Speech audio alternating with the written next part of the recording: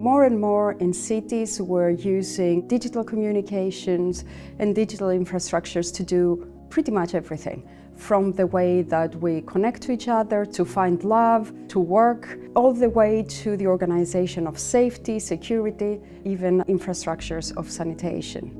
Within a generation, 2/3 of the world population will live in cities, so we exist as humans in a world that is both increasingly urban and increasingly digital.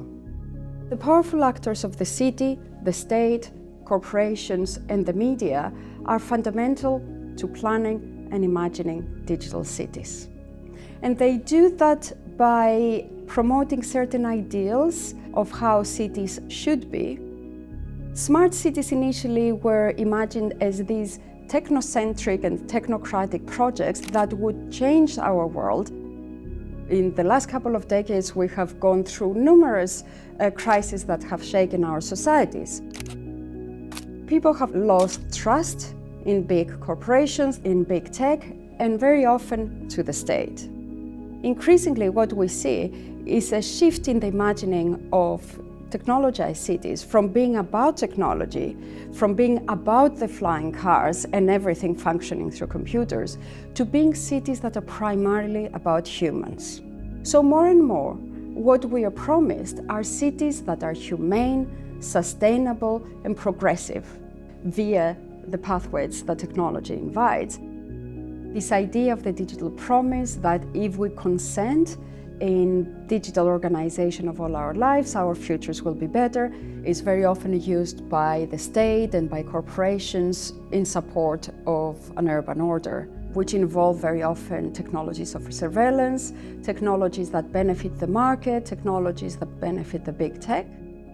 Where we see this order becoming acutely unjust, of course, is in the case of people who live in the margins.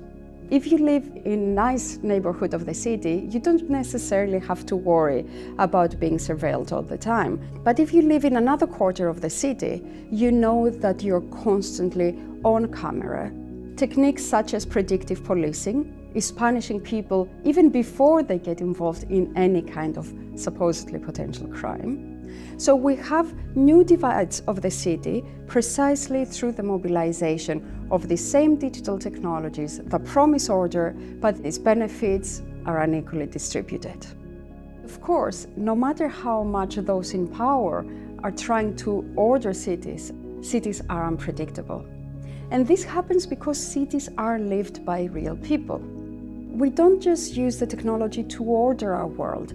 We use technologies to communicate, to love, to take care of people. During the pandemic, in many cities, neighbors used social media to check into each other. Migrants in Los Angeles use this very simple technology, for example, social media, to support each other and to warn each other when there's migration raids. So we have a lived humanism in the city. This lived humanism destabilizes this order and reminds us that there's hope to use technologies in progressive ways, in ways to reclaim the right to the city.